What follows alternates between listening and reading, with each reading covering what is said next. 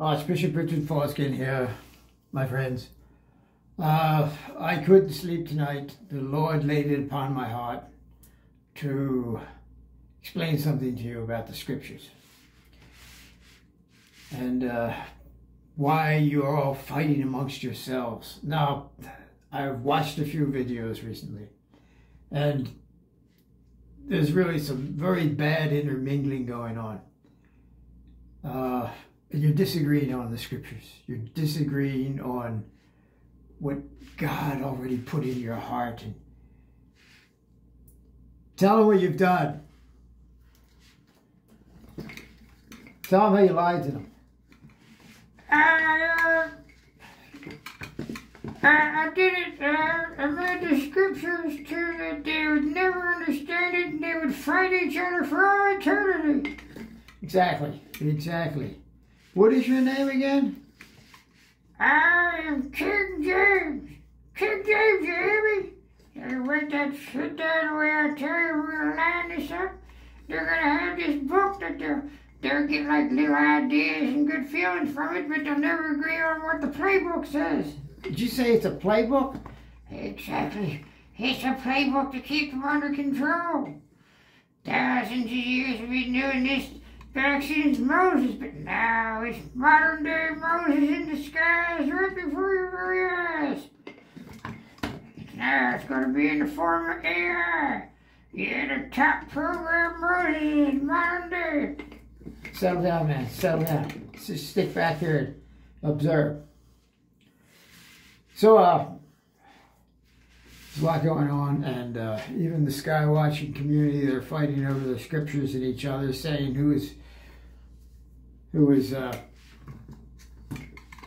false prophets. See, they're going to keep misinterpreting it, and they're going to believe that each one is right, and they'll keep fighting each other till the end. That's exactly what we wanted. And then when they wait for that rapture, with the technology got now, we're going to just suck them right up, and they'll just say, oh, they were left behind. Exactly. I knew that was your plan. Your little sidekick there, too. What are you going to do now? You just found out.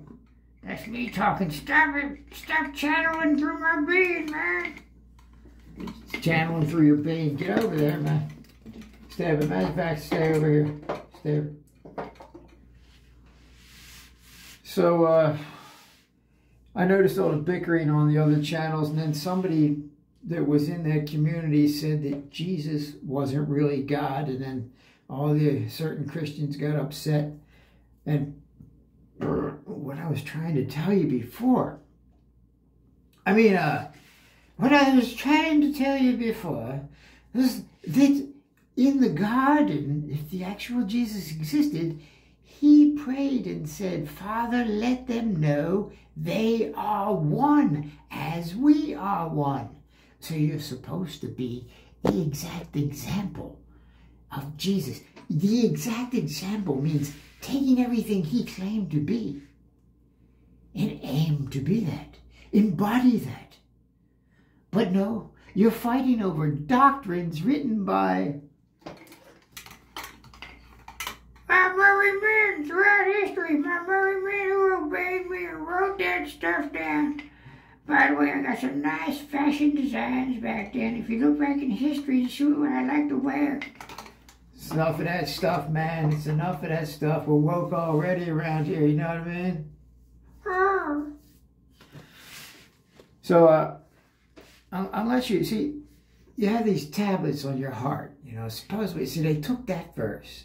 God wrote the tablets on your heart so you're without excuse. And each person, each elite one-eyed farmer, exactly, wrote down their interpretation of their tablets of their heart, what God should be, for you to obey. Instead of looking at your own heart or your own conscience. And then, but no, they wanted to tell them what the one-eyed farmers are. The one-eyed farmers are never too far. They want to steal everything that you already are. So they wanted to take away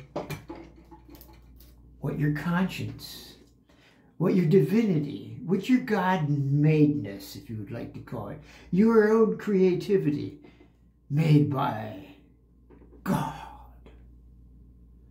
or Lord Send Ministries. They want to take that and put it in the form of writing for you all to fight over for all eternity. Or all while you're here, while they get rich before you die. You won't know how and you won't know why. Because you believe you were believing in the right guy. Ain't he sly? Yep, I'm the devil in disguise. Yeah, you're the devil in disguise. So, when you're feeling all these feelings from reading the scriptures, you're rehearsing the curses made by these one-eyed farmer guys. And it keeps you in a maze as long as you keep to the addiction. You see, it's like a hangover. Consider your sin, the effects of a hangover. The guilt of your sin is like a hangover. Now what they tell you is, better ask forgiveness, cry and everything. Cry and everything, because without tears there's no true repentance.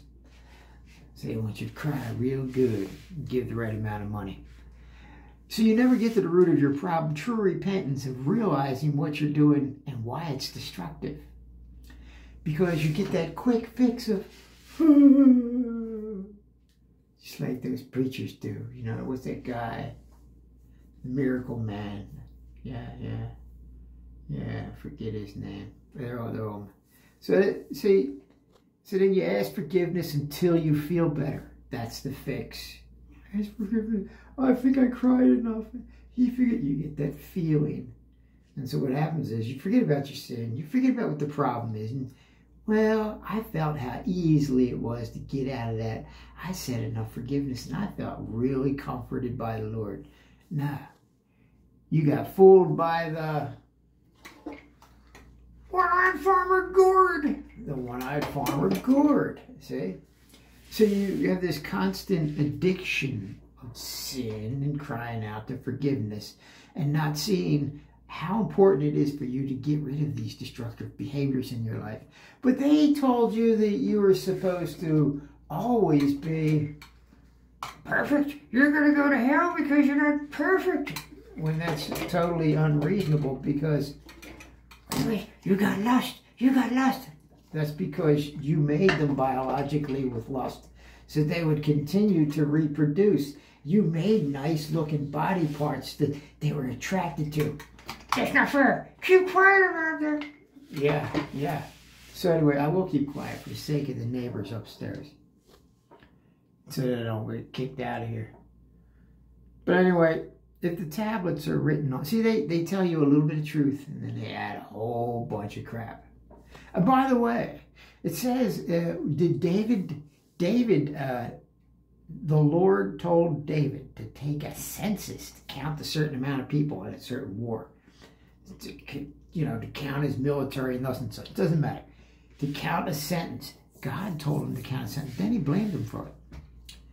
Then they changed it to another book a few later that Satan caused David to take a sentence.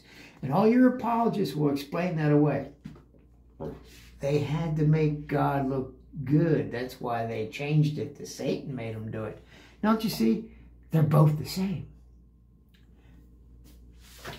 These are the authors of confusion, the one-eyed farmers. It's their game book, their playbook for you. You will never be free unless you look inside thee.